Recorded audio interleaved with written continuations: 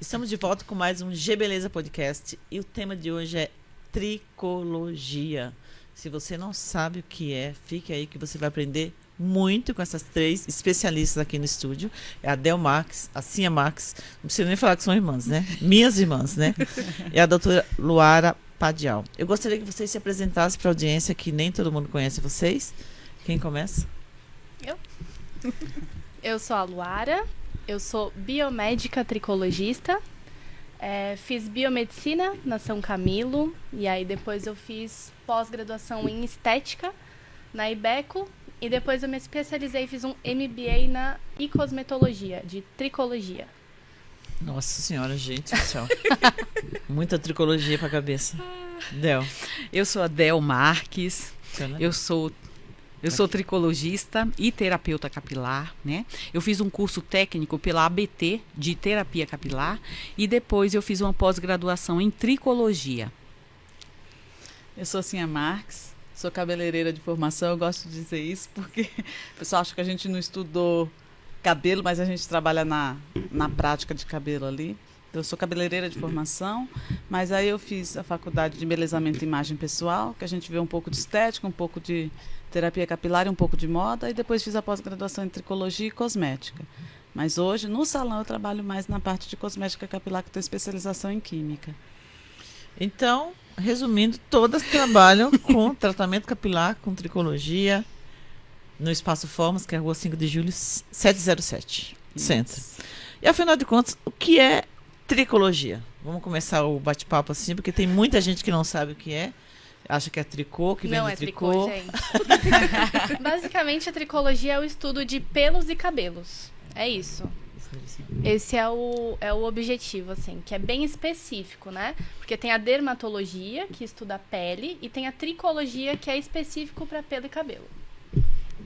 E daí também tem a tricologia não médica, que é o que eu e a Del fizemos, e a tricologia médica, que é para quem tem CRM. E a Luara é biomédica, que está um degrau acima da gente, um degrau abaixo do dermatologista, né? Mais ou menos. Sim, resumidamente é isso. Centro de saúde, assim que eles dividem a gente. Eles falam de profissionais não médicos, né? Quando a gente é biomédico. Mas o que muda, eu acho que o que muda de nós é o que a gente pode fazer, assim, no sentido de injetável, de prescrição, né? Isso a gente pode fazer igual um dermatologista, por exemplo. Tem alguns ativos que a gente não pode ainda, mas o conselho tá tomando conta disso, porque a gente percebe bastante que ultimamente as coisas estão bem assim, sempre o mesmo protocolo, né?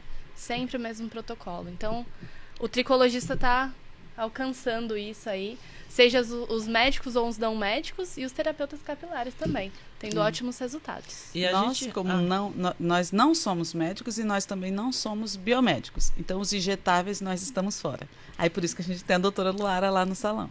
Ela pode fazer prescrição. Nós não podemos fazer prescrição de medicamentos, só de cosmecêutico. Legal.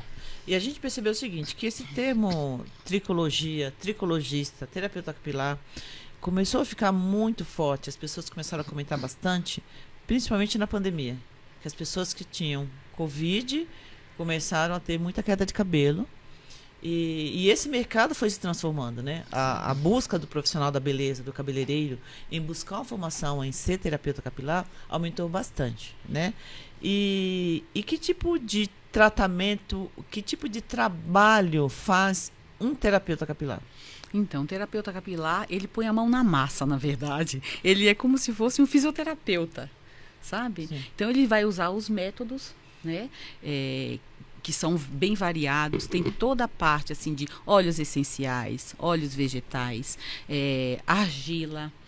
Tem toda a parte de eletroterapia, né? Tem o laser de baixa potência, tem alta frequência, que tem ação bactericida e fungicida, muito importante nos tratamentos capilares.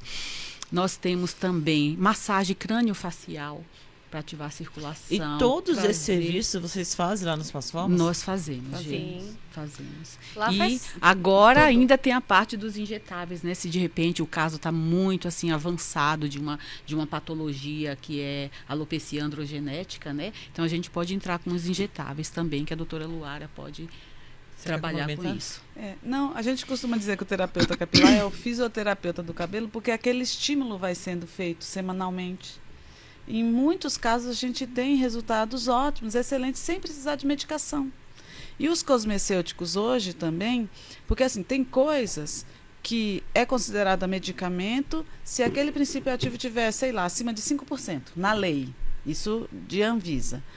Aí as empresas de cosmecêutico, que nem a gente trabalha com a Granda, pega aquele ativo e põe 4% dele, mais 4% de outro, 4% de outro. Então, para que a gente consiga vender como cosmético, porque se ele tiver dentro da classificação de medicação, tem que ser vendido em farmácia. Sim. Então, a gente tem no mercado hoje vários cosmecêuticos que têm uma ação tão efetiva quanto o medicamento. E isso também o terapeuta capilar, o tricologista que tem formação em cosmética, também consegue indicar para que a pessoa consiga usar em casa. Porque é um trabalho conjunto.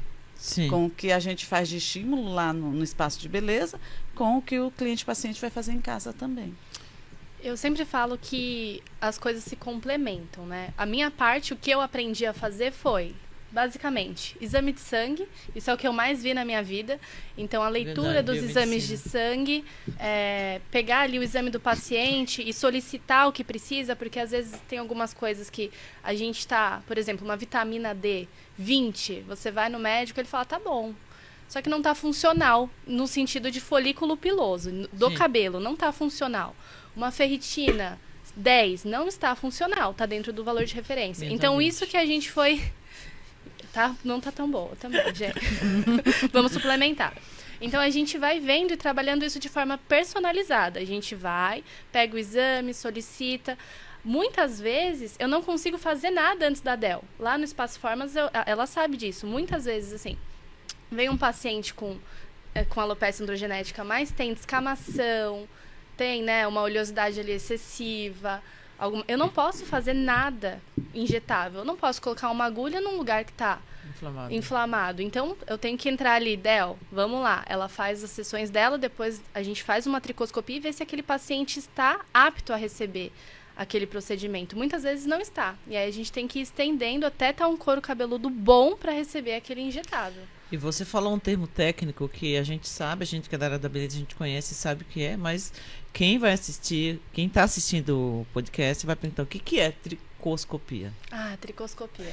A tricoscopia é um exame que a gente faz com um dermatoscópio e aí ele faz um zoomzão ali no couro cabeludo e a gente consegue ver de 2 a 200 vezes ali o couro cabeludo. Então, a gente enxerga o ósteo, o couro cabeludo, a oleosidade. A gente consegue ser bem específico ali no couro cabeludo para enxergar. Porque tem muita coisa que a gente não consegue enxergar a olho nu.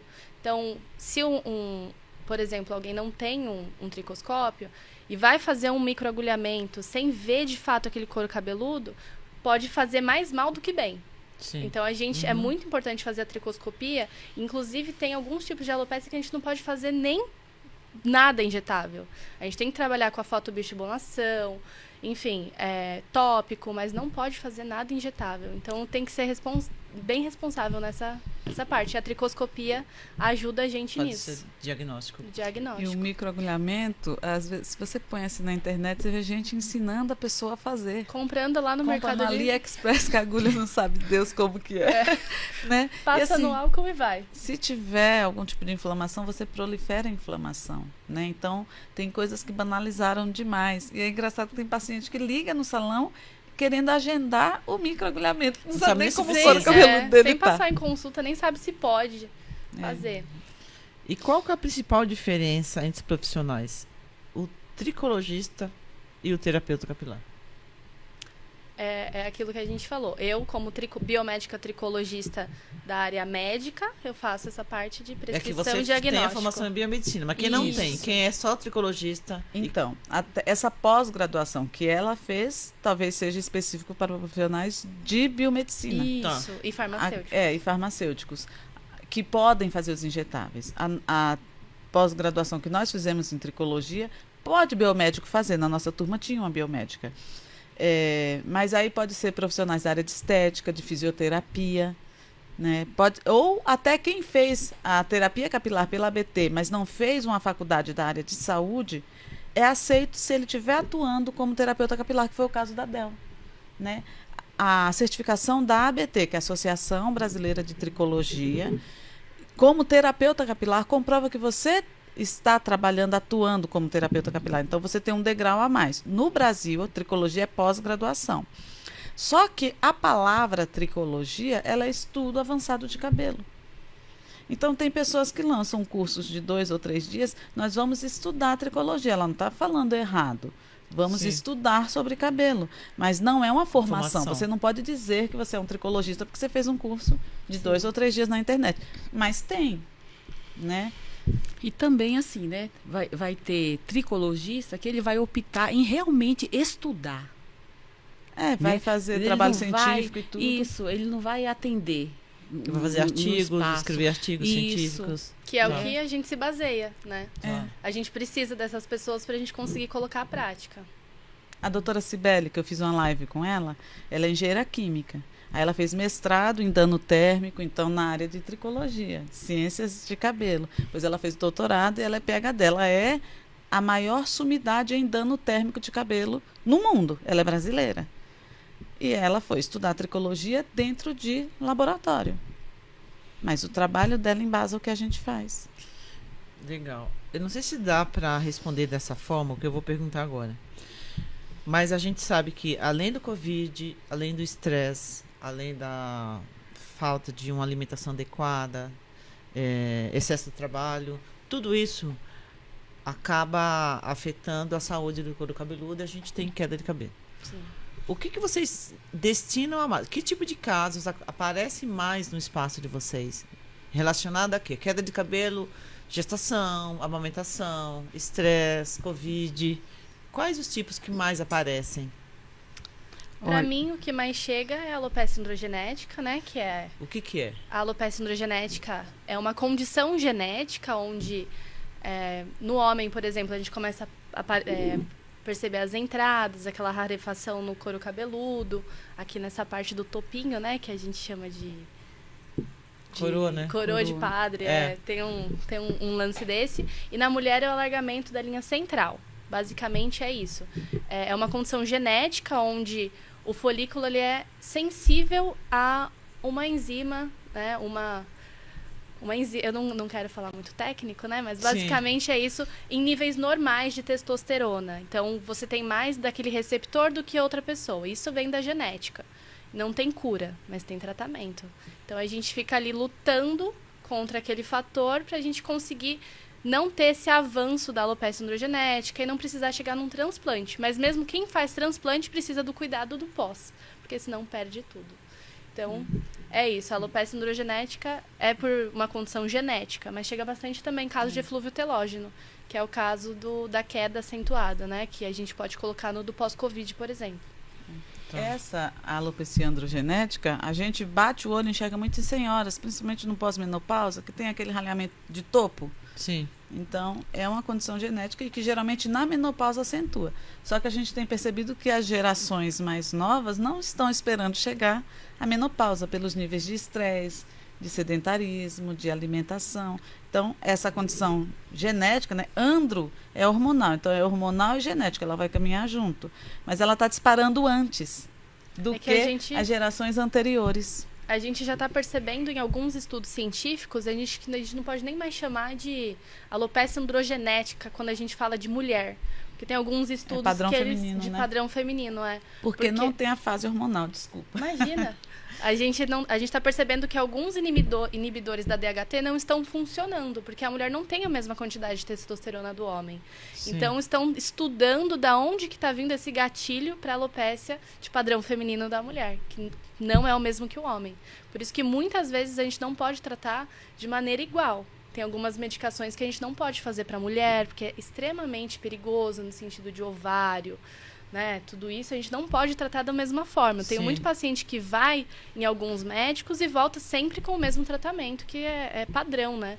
E não pode, porque na saúde feminina faz muito mal. E também, Gê, no pós-cirúrgico, né? Muita gente fazendo bariátrica também. Sim. Então, é raro. Eu acredito que seja raro os casos que a pessoa não tenha queda de cabelo. Mexe muito. Acontece né? muito. Qualquer pós-cirúrgico, mas a bariátrica é uma coisa bem invasiva, né? E aparece casos lá pra gente, para tratamento mesmo. Aí é uma queda que não é centralizada aqui. É uma queda que acontece difusa, em todo, né? Uma queda difusa em todo o couro cabeludo. E tem pessoas que mesmo tratando, ela não vai voltar a ter aquela quantidade de cabelo que ela tinha antes da redução. Porque ele vai ser um paciente que a vida inteira ele vai suplementar. Essa suplementação não é tão efetiva. Sim. Né? Não é 100% efetiva, vamos dizer assim. Né? O paciente de bariátrica, eu falo que a gente tem que tratar de forma assim... São um monte de profissionais. Nutricionista, psicólogo. Porque se a gente não trata dessa forma, dificilmente a pessoa vai ficar satisfeita. Ela tem uma queda, às vezes, de 50% do volume capilar. E aí, para voltar, aí às vezes, você vai ver um exame de uma pessoa que tem bariátrica, aí tá lá com 250 de vitamina B12, não é funcional pro cabelo. Então, tem que suplementar para sempre. E muitas vezes a gente fica lutando ali 1-2 anos para voltar pelo menos a normalidade, né? Porque elas costumam ficar desesperadas, porque você anda, vê cabelo no chão, você toma banho, sai aquele tufo. Costuma deixar de lavar o couro cabeludo, porque começa a cair, sente que cai mais no banho. E aí, quando você deixa de lavar, aumenta tudo. Aí você vai fazer uma tricoscopia, tá totalmente descamado, você nem pode tratar ele de maneira injetável nem nada, mas aí você tem que tratar. E aí você pode aumentar aquela queda por inflamação. Entendeu? Então, assim, é um ciclo vicioso. A gente tem sempre que falar, não deixem de lavar os seus cabelos. Porque se deixar de lavar não vai diminuir a queda. Nunca. Se aquele cabelo tá na fase telógena, que a gente chama, né? A fase exógena, que é a fase de queda, não é você não lavando que ela vai voltar à fase de não cair. Então, lavem, que não... Pelo menos dos males o menor, né? Verdade. E que tipo de resultado que vocês... Com certeza vocês têm vários casos, né, de alopecia androgenética ou não. E eu sei também que vocês trabalham com a linha nacional Granda, que é uma referência, né, tanto em tecnologia, inovação, que eles investem em pesquisa. É bem legal essa parceria que vocês têm.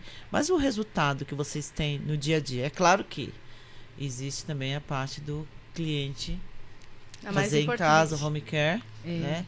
Como que é? Que tipo de resultado que vocês têm? Algum case de sucesso de alguém que vocês tenham começado a fazer um tratamento e tenham surpreendido no resultado final? Sim.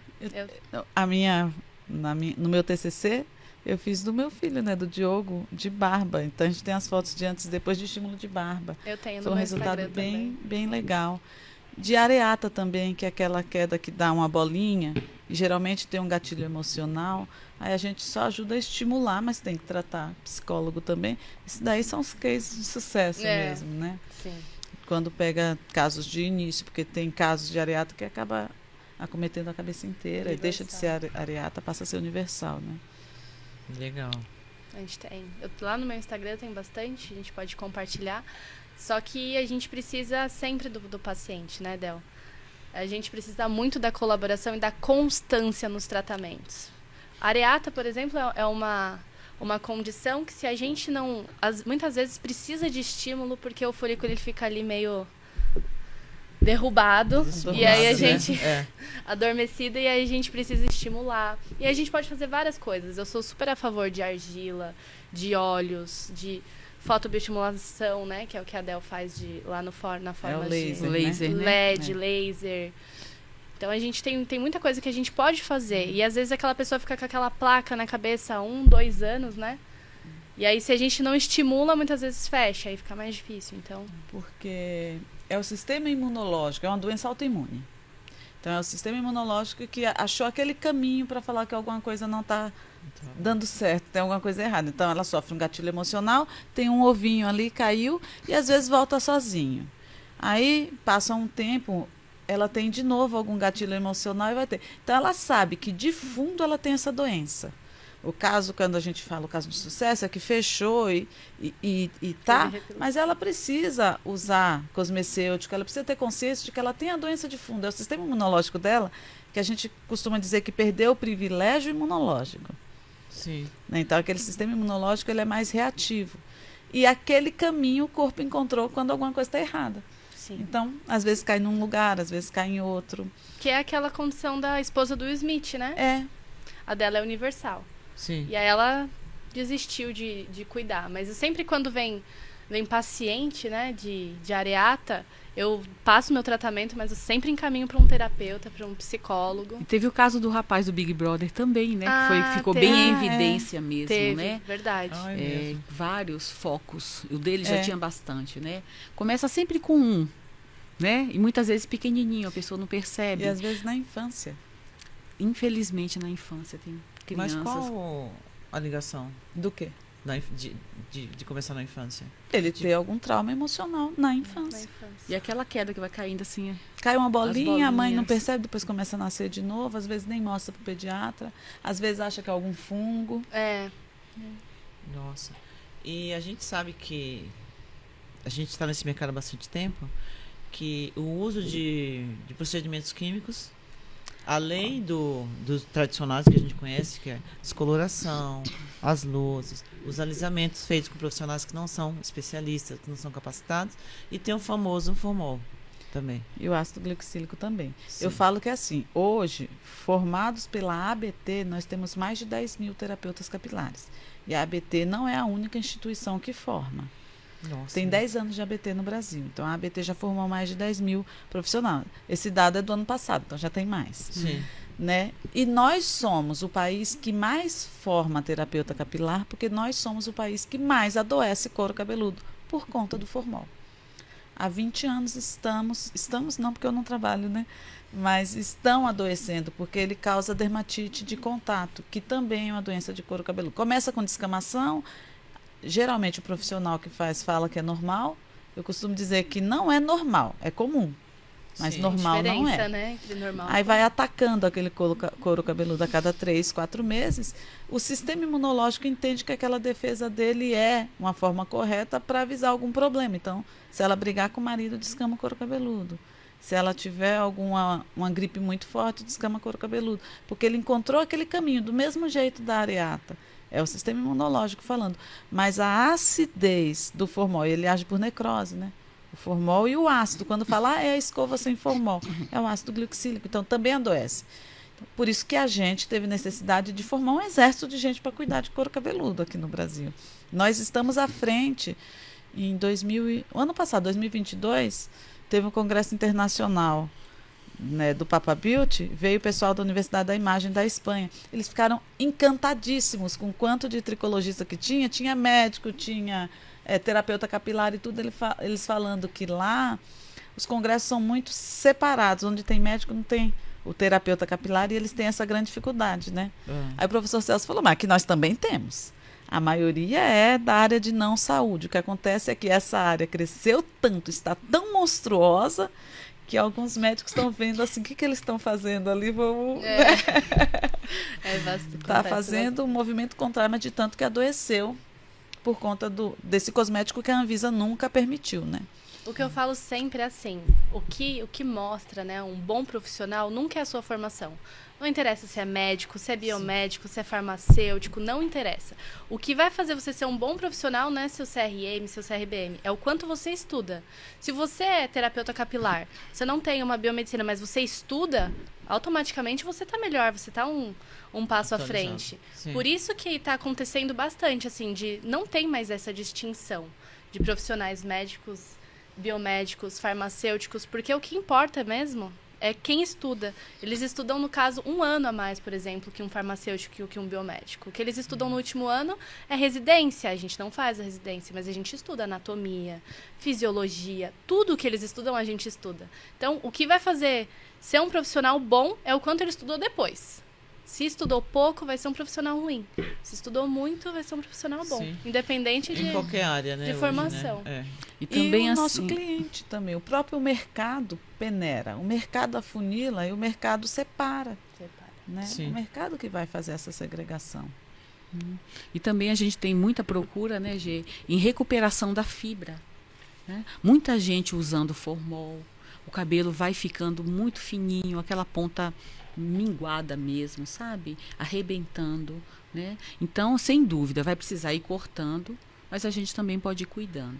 Pessoas que fazem luzes, alisamento, relaxamento, qualquer química requer determinado cuidado. E nós temos, assim, tratamentos bem específicos, né? Para cada situação mesmo que aparece no salão.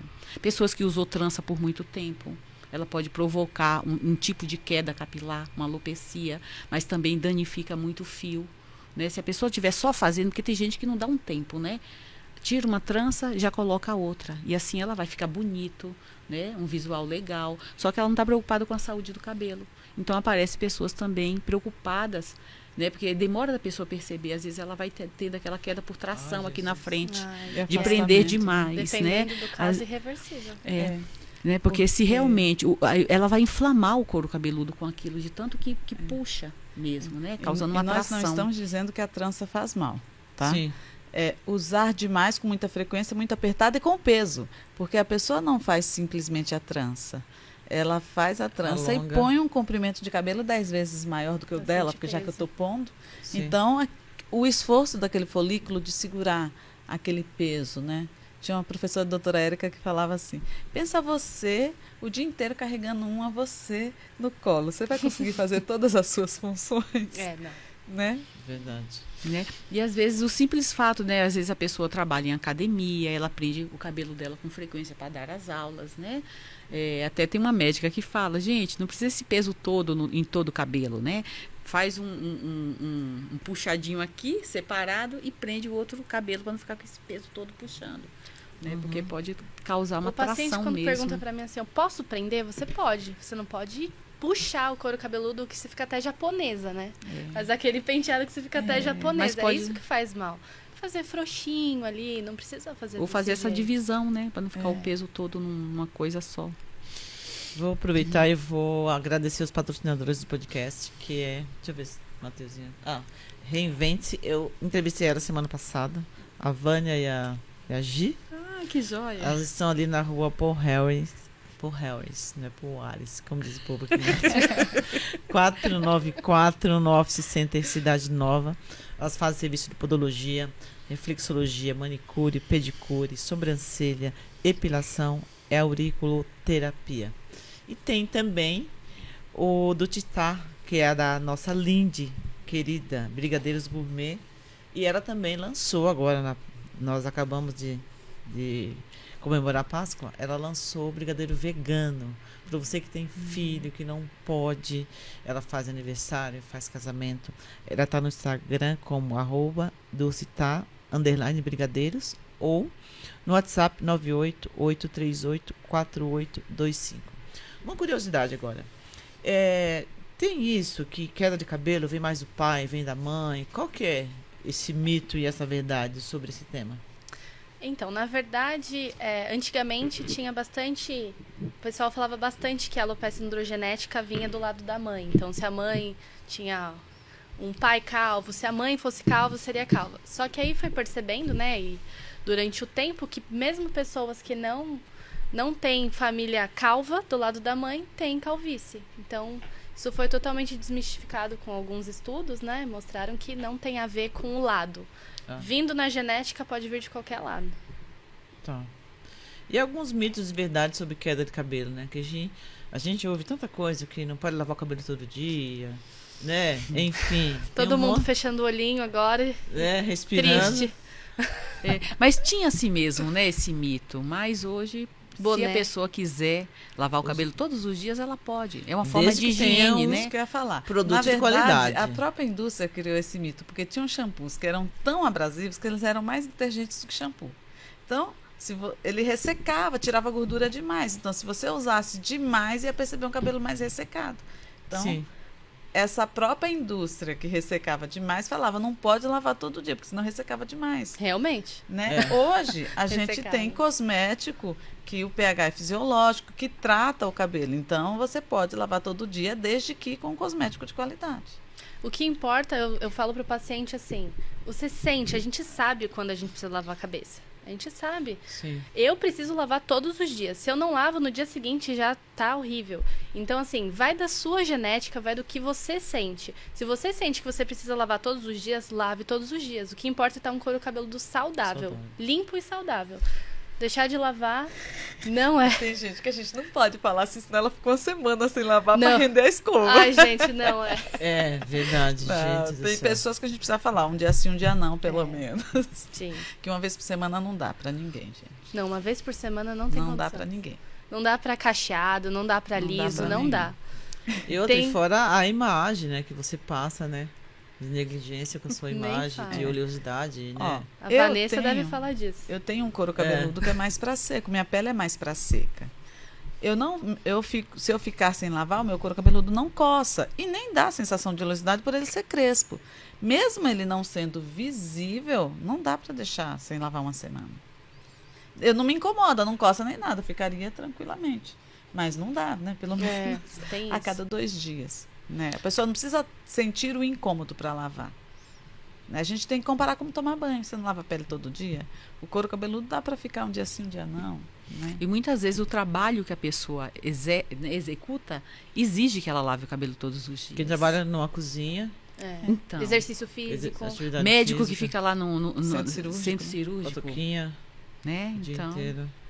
Eu acho que o que eu venho percebendo mais, assim, quando eu atendo pacientes cacheadas, é isso. É não sentir que o couro cabeludo está precisando ser lavado e lavar 2 vezes na semana, ou lavar uma vez, e aí a gente vai fazer a tricoscopia e tá com bastante descamação e não limpa direito. A Del, ela faz isso, eu sempre fico olhando, assim, ela toda bonitinha, porque ela explica exatamente como você tem que lavar a sua cabeça. A Formas, ela tem um trabalho bem completo, né? Trabalha couro cabeludo, eu faço o trabalho de prescrição, injetável, mas elas cuidam de tudo. Então, a Del ensina a lavar o couro cabeludo. Eu vejo lá. Mostra a quantidade, como aplicar, né? O shampoo da Granda, ele tem uma vantagem, gente, extremamente diferenciada, porque as pessoas muitas vezes associam shampoo de queda ou para controle de oleosidade que resseca o fio. A Granda não. Ela tem toda essa preocupação de tratar o couro cabeludo com esse shampoo e esse mesmo shampoo trazer para o fio e desembaraçar. Então eu mostro isso com o cliente, ele fica extremamente satisfeito, porque mesmo que tenha um cabelo crespo, que o meu cabelo, eu uso esse shampoo da Granda, né, porque eu tenho esse excesso de oleosidade no couro cabeludo e não danifica o fio. Né? Então, esse trabalho que eu faço de mostrar para o cliente a quantidade que ele usa do shampoo, como que ele vai fazer essa distribuição e trazer para o fio, isso é muito importante. Porque aí a pessoa acredita naquela marca, naquilo que você está falando. Está usando, está experimentando, né? Tem a oportunidade. E também, algo muito interessante que eu sempre vejo lá, é que vocês trabalham, além de trabalhar toda essa parte de tratamento do couro cabeludo, de recuperação do fio, queda de cabelo, tem também os cacheados, né? E eu percebo o seguinte, que às vezes a mãe tem uma filha, um filho que tem cabelo cacheado e a mãe tem cabelo liso. Aí existe aquela dificuldade em tratar, existe a dificuldade em conhecer o produto, que às vezes chega lá e fala, mas eu não sei. E eu vejo que vocês dão uma aula para essa mãe. Ela sai de lá super satisfeita porque consegue entender de uma forma didática, consegue conhecer o produto específico para estar usando e dar um resultado legal no cabelo da criança, porque a criança, ela não entende, ela não sabe se cuidar, mal sabe tomar banho, e a mãe realmente precisa entender. Nem fala. Essa sou eu.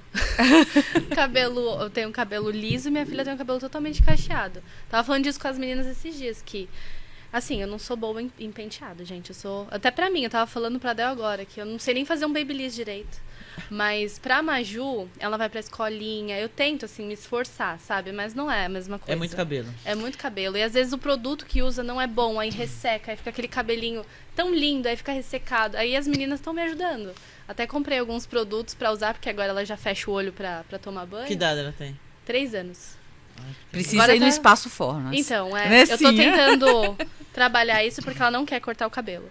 Mas eu já tô conseguindo tratar. E aí, gente, não é fácil a vida da mãe.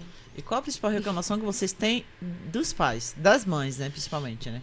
A dificuldade que elas sentem mais é de realmente não conhecer uma linha de produto confiável que dê um resultado satisfatório, né? Eu acho. Não sei.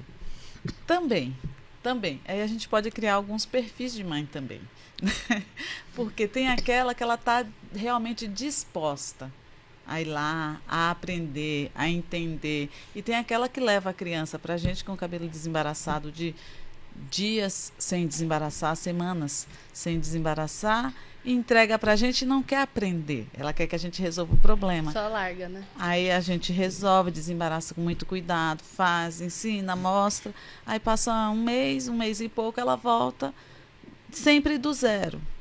Então, são perfis também. Tem aquele perfil que está disposto a aprender e realmente não conhece, quer saber como lida e tudo mais. E tem o perfil que é assim, dá muito trabalho, não quero muito, deixa a criança lavar o cabelo sozinha. Eu costumo dizer que assim, até uns 10 anos, a gente precisa ir lá e fazer um resserviço, vamos dizer. Mesmo que a criança tenha independência de lavar sozinho, você precisa fazer um gerenciamento.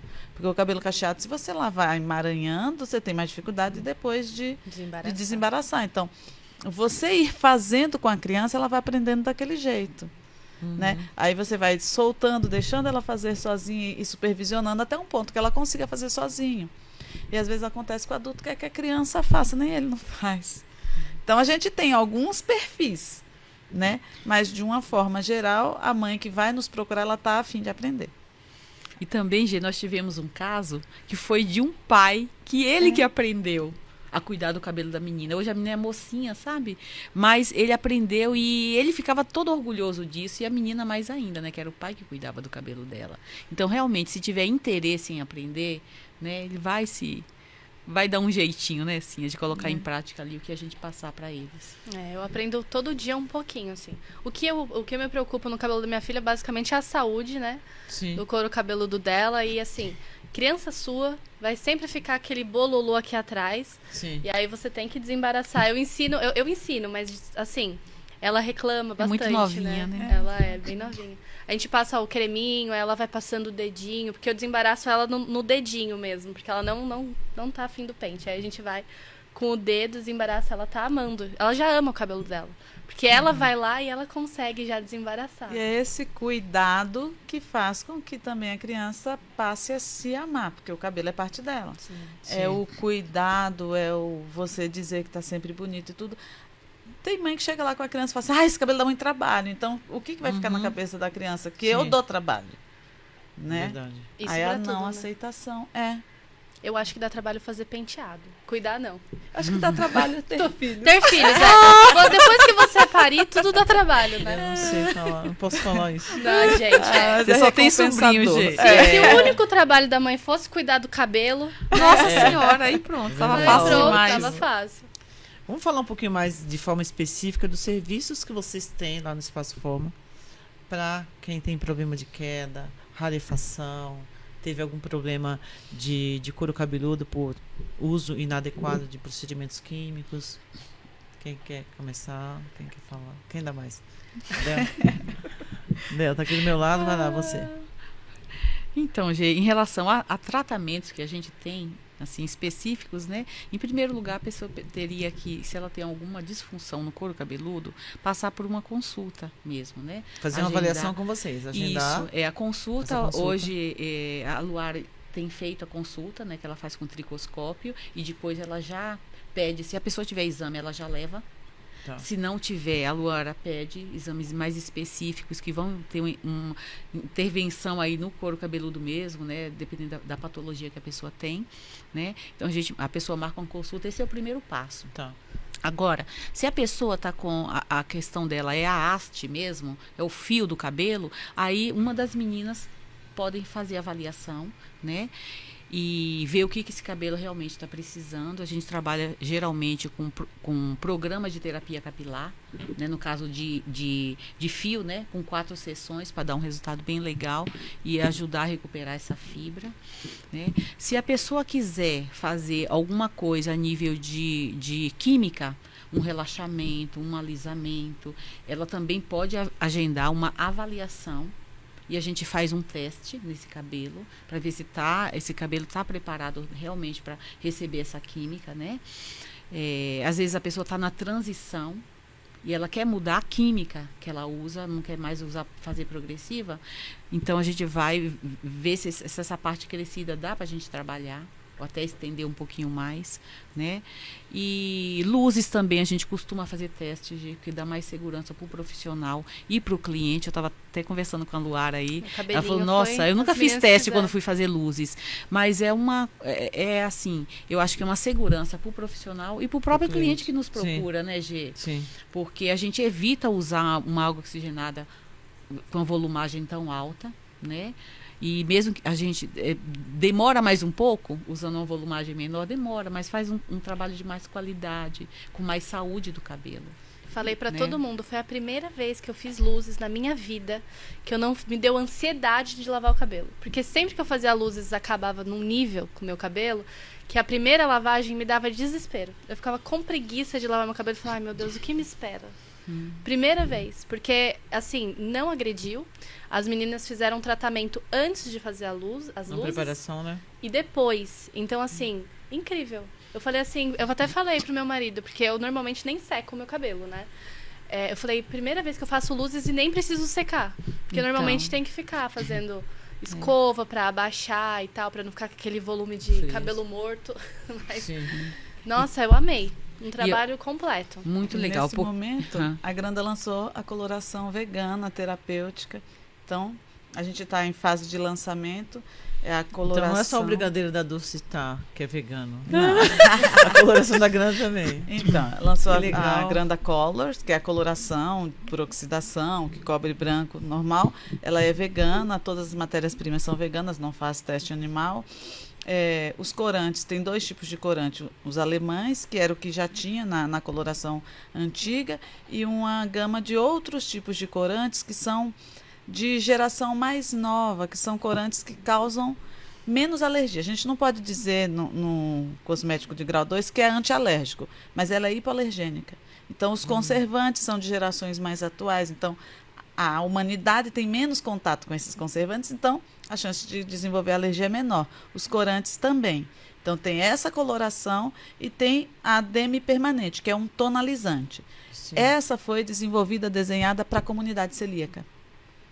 Olha. Então, assim, tem muita gente que... Mas a primeira no mercado, não é?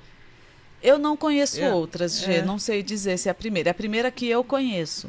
Porque tem muita gente que é celíaco, faz a coloração e descama tudo, e a pessoa não sabe dizer que algumas matérias-primas, não vai estar lá escrito que contém glúten, mas tem algumas matérias-primas que são irritativas para esse couro cabeludo.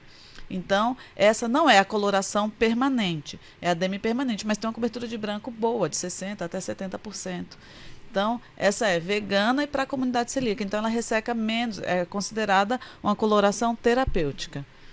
Gente, olha que legal. Foi lançado agora? Foi lançado já agora. Já tem lá? Já quero, mesmo não sendo. Pode? Eu adoro testar também. E a vibração de cor tá muito boa. Tá uma vibração de cor boa, porque eles comparam com os que tem veganos e no mercado, né? A vibração desse corante que é menor é maior, então tá um brilho muito legal. E você já tem lá para usar? A gente tem. Então, para você, ó, que é uma coloração vegana e que é celíaco, né? É para a comunidade celíaca, né? Comunidade celíaca, gente. É muito chique esse espaço Formas. Tem tudo, né? É o espaço mais completo que você pode achar. Você não vai mostrar isso aqui? Então, o povo não, é que era eu ia dar a explicação aqui, né? Da alopecia androgenética, onde acontece. Então pode dar para nós, que eu quero saber. Não, na verdade eu ia contar que é aqui que acontece, né? Aqui que a gente tenta chegar quando a gente trabalha com a alopecia androgenética. Então a gente precisa... Será que eu preciso erguer aqui, Matheusinho? Acho que... Não. Dá pra ver? Não, né? Não dá, né? Ficou bom? Ficou bom. Aonde que eu não tô vendo aqui, criatura? Aqui, ó. Aqui. Tá dando pra ver. Tá dando pra ver? É aqui que a gente quer chegar. É aqui que acontece tudo, onde né, a gente tem a testosterona, que com a 5-alfa-redutase, que é uma enzima, vira DHT. Quando ela vira DHT, e as pessoas que elas têm essa condição genética, aqui é mais sensível ao DHT. Então, acaba acontecendo a atrofia, né? Do folículo, o fio começa a perder a capacidade de engrossar. Por isso que a gente percebe o afinamento. Quem tem alopecia androgenética não sente uma queda, né? A não ser que esteja relacionado a um eflúvio telógeno também, que pode acontecer. Vai perdendo a densidade, Vai perdendo a densidade. Então, o fio começa a perder a capacidade de engrossar, vai fazendo o fio cada vez mais fino. Até que chega um momento que ele não consegue, né, crescer tudo e aí o folículo fecha. Quando o folículo fecha, aí a gente tem que ir não nas consegue. formas. Não, na verdade, antes de A fechar. gente fala que é um processo de miniaturização. Isso. Então ele vai virando um pelinho. Você não vê, o calvo ele não fica liso de uma vez, ele fica com aquele pelinho. Fininho. Quando tá com o pelinho, ainda dá Começa- para estimular. Começa a perceber aquele couro cabeludo mais aparente, né? Principalmente aqui os homens e nas entradas nas entradas e na mulher a gente percebe aqui o alargamento mesmo. Então aquele cabelo que a gente dividia aqui no meio começa a ficar mais separado. Quando a gente começa a perceber, é a melhor hora de procurar, porque enquanto começou a acontecer, a gente consegue, né, trabalhar para ele voltar à normalidade. Quando o folículo fecha, aí a gente não consegue. E eu sei que agora vocês têm, porque a doutora Luara pode fazer os injetáveis. Qual a finalidade do microagulhamento e a eficácia desse tratamento? O microagulhamento, para quem pode fazer, né? Não é todo mundo. Quais deixar pessoas claro. que não podem? Quem tem o couro cabeludo descamando, dermatite seborreica, tem que tratar tratar sempre a antes. inflamação, né? Isso. E quem não pode, por enquanto não tem nenhum estudo que mostra que pode. Então, se não tem um estudo que mostra que pode, a gente não faz. Enquanto ninguém falar assim, olha, fiz aqui um estudo super confiável com muita gente, deu um bom resultado, a gente não faz. Quem tem alopecia cicatricial, então fibrosante frontal, normalmente as mulheres menopausadas, agora já não tem mais isso, né? Acontece com todo mundo. Mas costuma acontecer mais com as mulheres menopausadas, que é começar a perceber que vai aumentando aqui a testa, às vezes perde sobrancelha. Isso é uma reação imunológica também ali e hormonal, né, do folículo. Então, muitas vezes, né, se a gente estimula ali toda aquela cascata de inflamação, piora, aí fecha o folículo. Ao invés da gente estimular, ele atrofia e piora aquela situação. A gente não pode fazer. Quem tem dermatite, quem tem ali a microbiota do couro cabeludo que tem... A gente já tem, né? Bactéria, fungo. Mas se aquilo ali tá aumentado por diminuição de lavagem, tá com descamação, a gente não faz. A gente trata com a DEL antes, a DEL deixa aquele couro cabeludo harmônico e depois a gente faz. Mas o microagulhamento ele é muito bom porque a gente faz o quê? Com a agulha a gente não precisa ralar aquele couro cabeludo, porque é o que a gente percebe no pessoal que faz em casa, né? Compra aquele roller na internet e sai raspando, piora. Então a gente faz ali um microcanal e vai colocando as substâncias dependendo do caso do paciente. Então, a alopecia androgenética, a gente coloca alguma coisa para diminuir a ação da DHT, que é aqui. Então, para facilitar chegar até aqui, a gente faz esse microcanal. E aí ele consegue chegar lá com mais E facilidade. geralmente quantas sessões, em média, assim, para ter um resultado? Eu nunca falo uma quantidade, mas assim, no mínimo 3. Vai acompanhando, né? Depende do caso, depende do avanço, depende... A pessoa procurou estar muito acometido, e tem que sempre alinhar a expectativa, né? O quanto a gente consegue repilar, mostrar para ele, assim, falar, olha, esse daqui não tem como a gente fazer, mas a gente consegue melhorar aqui. Isso vai te deixar satisfeito? Porque a gente tem que trabalhar com a realidade sempre. Ali do caso do às vezes paciente. a pessoa vai com a expectativa tão alta, chega lá e fala, mas você não falou pra mim que não ia dar esse resultado tal que eu esperava.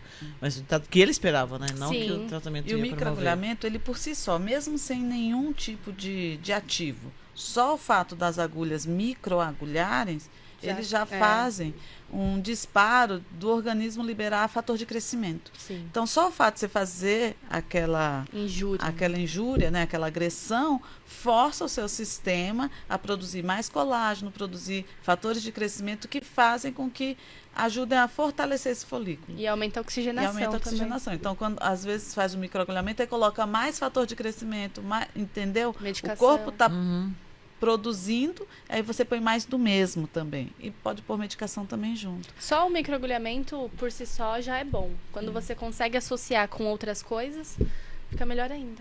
Tem material científico feito só injúria. Só injúria, Só agulha machucando, né? Machucando entre aspas. Sim. E tendo bom resultado. Quando a gente associa, porque faz a cascata, né? Quando tem a cascata de inflamação, então a gente percebeu ali que fez um pontinho, ali já ocasionou uma inflamação. Quando a gente tem inflamação, o corpo ele tende a fazer o quê? A regenerar. Então, quando a gente regenera, ele manda tudo ali para aquele lugar ser regenerado. Aí manda fator de crescimento, né? Oxigênio, tudo para voltar à normalidade. Aí, quando faz essa injúria, já ajuda ali o folículo, estimula, né? Quando a gente consegue colocar coisas também pra chegar lá no folículo e diminuir essa DHT, que é essa substância, né? A gente consegue fazer várias coisas. Então, o microagulhamento ele é muito bom para quem pode receber, mas também não é o salvador, né? Não é aquela coisa que você vai chegar, vai fazer um microagulhamento e pronto, gente, vou voltar Rapunzel, vou voltar com o meu topete. Não, a gente tem que trabalhar de todas as formas. Oral, tópica e fazendo o procedimento em clínica. E o microagulhamento, ele é uma técnica também usada para pele, para estria, para celulite, para... Estímulo de barba. Estímulo de colágeno. Então, dermatologistas também fazem. No nosso caso, que é cabelo, a agulha ela tem que ser agulha de 0,5, que é para chegar no folículo. Se for uma agulha muito grande, ela ultrapassa de onde precisa chegar e vai para a corrente sanguínea. Não tem o porquê. E a gente vê no mercado o pessoal fazendo com agulha de 1, de 2. Morre de dor e não chega onde que precisa chegar, que é mais superficial. Sim. Então, o nosso não é dolorido. Às vezes as pessoas ficam, tá acontecendo? Você tá fazendo? Porque sente só a vibração da canetinha que a gente faz. Ela não pode ser precisa de roller ou com reclama a muito caneta. de Com a dor. caneta dói menos do que o roller. Tem o roller, né? E agora tem a caneta, que dói menos. É uma caneta que fica um quadradinho com microagulhas que faz esse movimento assim de repetido. Aí vai passando você passa a caneta, vai fazendo esses ela vai fazendo microcanais. esses microcanais. E demora quanto tempo a sessão? Meia hora, 30 minutinhos a gente consegue Tem algum fazer. tipo de barulho ou não? Muito pequeno. Não, porque... Menos do menos que que tatuagem. Ó. É. Isso Aí a mesmo. gente faz toda a asepsia do couro cabeludo primeiro, tudo, e depois... Dificilmente alguém chega e já microagulha. Vai Não. fazer Sim. laser, vai fazer outras coisas. Dificilmente. E vocês, isso que eu ia perguntar, qual o complemento além do microagulhamento? Toda a parte de... Claro, esse couro cabeludo tem que estar desinflamado, né? Tem que estar harmônico. A terapia que você capilar fala. faz esse Ele precisa o quê? processo. Harmônico? É. Não. É harmônico. É. Ele precisa estar desinflamado, tá Sim. funcional ali, que é pra gente conseguir fazer. E tem toda a parte também de tratamento pós, né? Que é em casa, que vai levar um home care e vai seguir esse tratamento. Isso. O ideal é que a pessoa siga o tratamento. Porque tem vezes que você vai... E você tá fazendo direitinho? Essa semana eu não apliquei nenhuma vez o tônico. Você fica desmontada. Eu fico triste. Porque E assim... o tônico toda vez que lava o cabelo, né? Porque Todo ele vai dia, na verdade. estimular A gente pode aquilo usar ali. todo dia para estimular. Eu Aí faço fico com sempre de preguiça, manhã. umas gotinhas. Normalmente o que eu prescrevo, ele seca tão rápido, então tem que passar todos os dias. Todos os dias a gente tem aquele estímulo. Todos os dias a gente vai passar. De manhã com o cabelo seco ou molhado, não importa. Passa. Se tiver seco, se tiver molhado, o importante é passar, é ter a constância. Entendeu? É isso, a gente precisa de constância. Só fazer uma coisa ou outra não resolve. A gente tem que fazer, né, sempre de todos os lados. Ainda mais quando a gente está brigando com uma condição genética. A gente precisa da constância, a gente precisa de todo mundo. A gente precisa não só de mim, precisa de um nutricionista, porque se você não ingere proteína, gente, o cabelo é muita proteína. Se você não ingere proteína, não vai ter um cabelo encorpado. Não vai ter como crescer aquele cabelo mais grosso se você não fornece pro seu organismo aquele alimento. Então, às vezes, a pessoa não precisa só de um tricologista, ela precisa do psicólogo, do nutricionista, todo mundo. Até, eu fui num congresso agora, até mostrou os benefícios do exercício físico pro couro cabeludo. Então, precisa de todo mundo. Precisa de né? Todo mundo. Por isso que eu falo que todo mundo trabalhando junto Trabalho é ótimo. complementar, né? A Adele, ela só tem agregado pra mim. Eu tô amando trabalhar com a Adele, porque a gente... Eu sempre coloco a Adele pra trabalhar antes de mim. A Adele faz ali a preparação, prepara o terreno, eu faço, depois a Adele vai lá e finaliza. Então a pessoa sai com o couro cabeludo tratado e finalizado, ainda pleníssimo pra sair. Ô, Gessis, teve uma situação recentemente de uma cliente que já está vindo há um tempo, tendo ótimos resultados, né? E passou com a Luara, ela fez a tricoscopia, tudo, né? Aí depois fizemos toda a parte de higienização, que não estava legal para receber o microagulhamento, e demos mais continuidade em algumas sessões comigo, né? Para desinflamar. Aí passou um tempo, ela foi avaliar de novo o couro cabeludo, né? Aqui em cima estava ótimo. Aqui embaixo, ela não estava lavando direito. Porque o foco dela é aqui. Porque ela tem alopecia androgenética, uma moça nova. sabe? Aí eu falei, gente, como que pode, né? A nossa cabeça, como que é? É aqui que eu tenho problema, é aqui que eu vou lavar legal. Ela falou, realmente, eu não tava lavando aqui, não. Não lavando direito, né? Não tava lavando direito. A mãe que vai lá supervisionar se o filho lavou atrás da orelha. Mas acontece, às vezes, é o que eu falo de você fazer um atendimento personalizado. Sim. Já chegou o paciente que eu marquei pra fazer, vamos fazer 2 sessões com a Del, depois a gente faz o microagulhamento. Aí chegou o paciente pra fazer o microagulhamento e falou, não dá. Você faz a tricoscopia e fala, não dá, vai continuar. É isso que você precisa, sempre. Não é todo mundo, não é marcar uma coisa certinha, vai fazer uma sessão e depois você vai fazer. Não tem isso. É totalmente personalizado, porque o que eu falo pros pacientes, você não é todo mundo, né? Nossa mãe adora falar isso pra gente. É verdade. Então não é uma coisa que funciona pra mim, funciona pra Del, funciona pra Sinha. Tem que ser ali personalizado e fazer no tempo, entendeu? Às vezes a pessoa marca a consulta, o tratamento, mas não pode fazer, não tá apto a receber. Eu sei que o tema que a gente está falando aqui hoje é sobre tricologia, né? Mas eu acho importante as pessoas se informarem, porque tem muita gente que não sabe. Falta realmente de esclarecimento, de conhecimento mesmo, né? Acha que o único produto que pode alisar um cabelo é o formol. E eu sei que vocês são as únicas aqui em Indaiatuba que são especialistas em fazer procedimentos químicos, de fazer alisamento e preservando a saúde do fio. Eu queria que você falasse um pouquinho sobre os tipos de serviços que existem no Espaço Formas que alisa o cabelo sem danificar. É lógico que vai ressecar um pouco, que vai tratar, vai orientar, mas não vai comprometer a saúde nem da pessoa e nem do fio. Nem do couro cabeludo também. Eu já ouvi cliente falando assim que se não tem formol não alisa. Que até médico já falou para ela que se não tem formol não alisa. Eu falo, gente, como a mal informação, né? Porque assim, a gente tem que pensar assim, o povo alisa cabelo desde o início do século passado, antes de alguém ter a brilhante ideia de pôr formol no lugar, né? Então, quando a escova japonesa veio para o Brasil, foi o primeiro alisamento químico e térmico, que você molhava o cabelo e ele ficava com cara de que tivesse escovado. Antes disso, o alisamento não tinha cara de escovado. Você fazia o alisamento e tinha que finalizar com a escova para dar o acabamento. Então, o alisamento japonês foi a primeira vez na história do mundo que era alisamento químico e térmico. Ficava com cara de escovado. Só que ele era muito caro, porque demorava 10 horas para se fazer. A gente está pagando patente de produto, estava pagando patente de tecnologia. Então, era tudo muito caro, né? A gente foi a terceira turma do pessoal da Lício a formar aqui no Brasil. E isso em 2020, né? 2019 para 2020. Nesse momento, eu não sei quem teve a brilhante ideia e descobriu que o formol aquecido dava aquele grau de liso parecido. Não, então, mas foi lá atrás, não foi 19 e 20. 2019 e 20 foi quando a Lício entrou no Brasil, que a gente começou a fazer a escova japonesa. Não foi 20. 2000. 1999. Não, 1999 e 2000. Eu que tô, desculpa. 1999 e 2000, né? 20 e poucos anos. Nesse momento, a gambiarra do brasileiro descobriu que o formol causava um efeito parecido. Então, o pessoal começou a manipular em quintal mesmo isso. Foi uma tentativa... Começou no Rio de Janeiro, né, na verdade. Né? Foi uma tentativa frustrada de fazer uma coisa mais barata.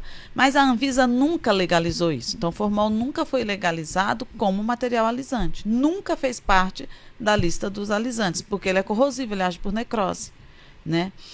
O formol era permitido como conservante, 0,02%, 2 gotas para 1 litro. Só que as empresas foram melhorando suas formulações, quase ninguém mais usava o formol como conservante. Mas ele era permitido da Anvisa de ser usado como conservante. Então, o que as empresas faziam? Pegava esse nicho dizendo que, não, a gente tem o que a Anvisa permite, mas para alisar precisa ter pelo menos 5%. Naquela época era 10%, 15%, 20%. Sim. Causava queimadura de pele, sangramento nasal, um monte de coisa. Aí teve um monte de problema e acabou tendo alguns óbitos. Aí começou a aparecer matéria no Fantástico, apareceu um monte de coisa assustando esse mercado. Aí quem já estava ganhando dinheiro fazendo o negócio ilícito, começou a fazer a base de glutaraldeído, que é o parente mais próximo do formol. Que ele era usado para limpar o hospital. É tipo o primo. Primo. E foi proibido porque causava câncer nas faxineiras. Olha o nível. Aí depois a indústria cosmética tentou legalizar o ácido glicoxílico, que também age por necrose. Então, enquanto estiver querendo legalizar coisas que agem por necrose, todos eles vão fazer mal para o couro cabeludo, para o ar que a pessoa respira. Quando você faz uma escova que você aquece o formol, ele vai em suspensão, ele fica ali ativo no ambiente 24 horas. Meu Então, Deus, de repente, você saiu da sala. A manicure que trabalha no salão nunca fez uma progressiva na vida. Ela pode ter necrose de pulmão. Ela pode tocar ali na mesa, na bancada onde você atendeu e trabalhou, e isso vai coçar o nariz e vai causar problema. E quais os alisamentos que vocês fazem hoje no Espaço Formas? Então, daquela escova japonesa foi evoluindo. Tem o relaxamento termoativado, o alisamento térmico.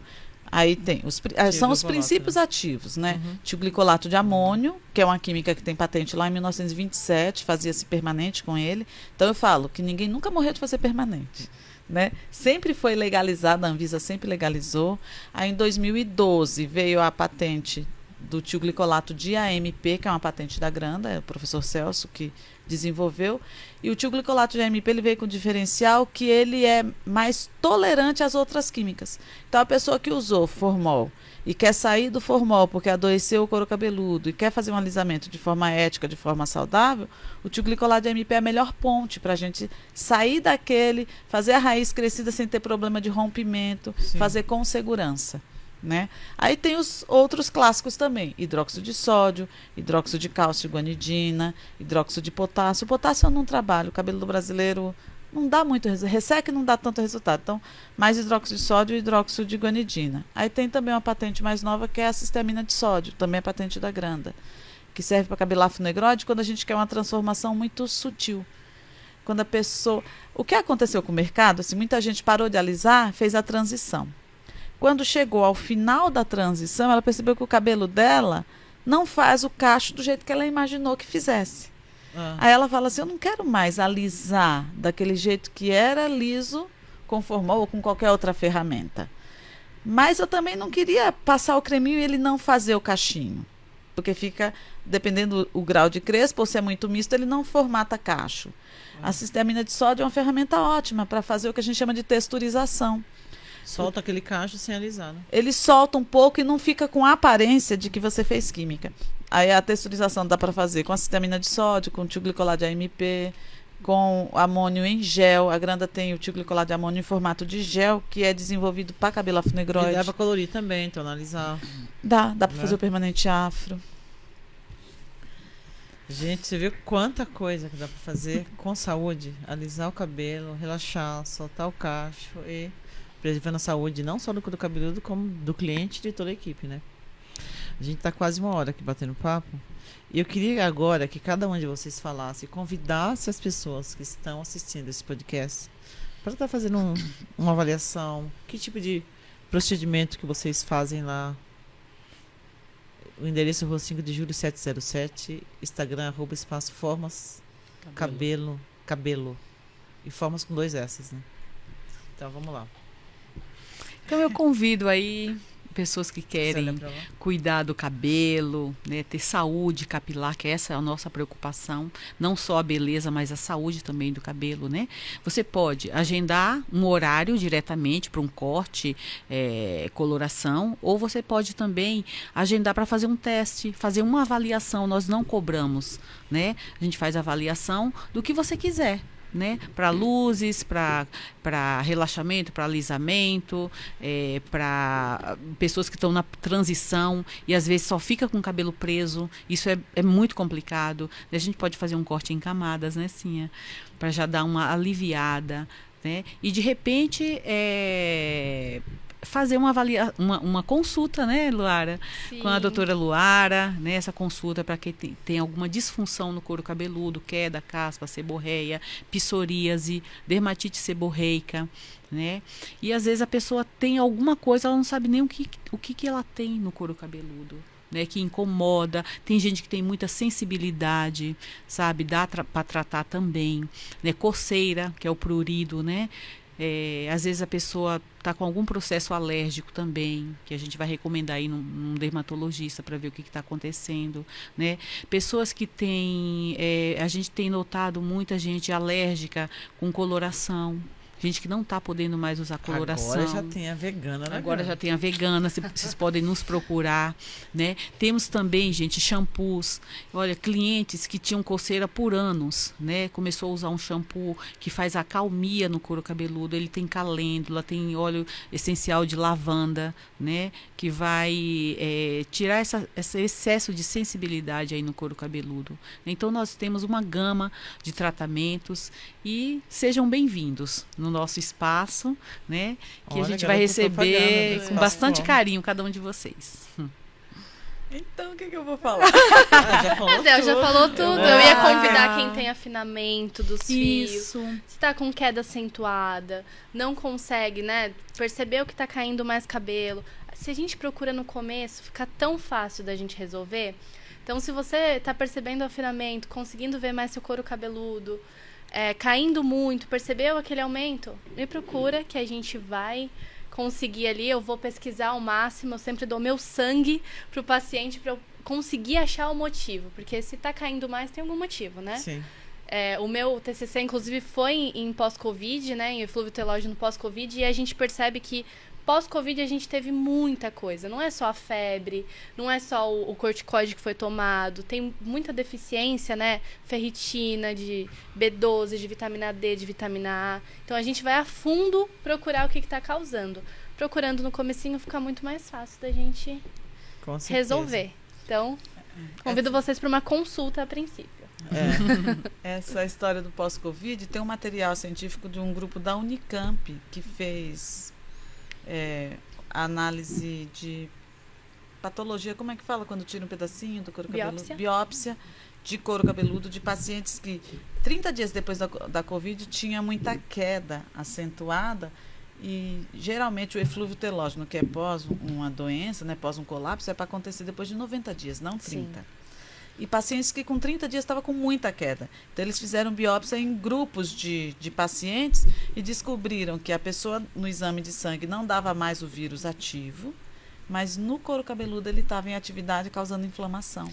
Então, essa informação para a gente foi muito boa, porque aí a gente ataca com as ferramentas que a gente tem anti-inflamatórias. Legal. Porque daí você acha que a pessoa sarou da doença, sim, mas ela pode ter ação ainda ali naquele sistema capilar, né? O meu grupo, quando a gente foi fazer o TCC, a gente foi com essa ideia, a princípio, de eflúvio telógeno após 90 dias. Só que a gente levou a pesquisa, né, e muita gente respondeu. Quando o pessoal respondeu, como estava bem no começo, a gente começou a perceber assim, aumentou a queda um mês depois. 15 dias. E aí a gente tava, gente, mas não faz o menor sentido pro ciclo do eflúvio, que costuma acontecer depois de 90 dias. E aí a gente teve que ir atrás. Como assim? Não tinha muito estudo ainda, porque foi bem no comecinho, né? A gente começou a tentar ir atrás de reações, né? Da inflamação e tudo. E a gente foi percebendo mesmo que não era após 90 dias.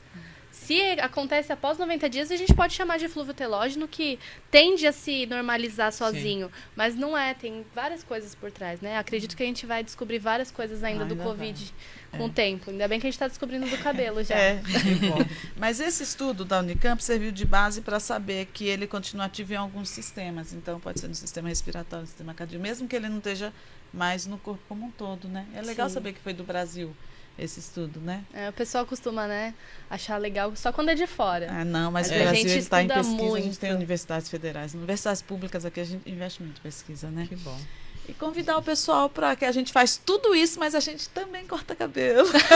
É verdade, faz coloração. A gente corta cabelo, faz luzes, faz penteada. Coloração. Aí tem gente que pergunta para mim, vocês tratam de cabelo normal? Porque a gente comunica tanto que trabalha com cacho. E chega lá, tem um monte de cacheada. Qual que é o cabelo normal, né? Mas a gente trata liso, cacho, crespo. Ondulado. O meu é liso e as meninas fizeram luzes. A doce notícia, ele é ondulado. Eu descobri que assim, a me falou que ele é ondulado. Mas que bom. Gente, obrigada. É muita informação, precisa ter mais outros podcasts pra gente falar de outros temas. A gente aqui. Faz um só pra mitos. Verdade, pode ser. Tanto pode mito ser. Que a gente ouve, gente, tanta blogueira falando tanta coisa, que eu verdade. teria aqui 2 horas pra falar. Um tema legal. Nossa, que bom. Quero aqui aproveitar e agradecer vocês pela presença. Agradecer aos patrocinadores, que é a do Citar Brigadeiros Gourmet, a Lindy, obrigado pelo carinho, pelo apoio de sempre. E a Reinvente-se Podologia, que é da Gi e da Vânia Coutinho. E aguardo vocês até o próximo G Beleza Podcast.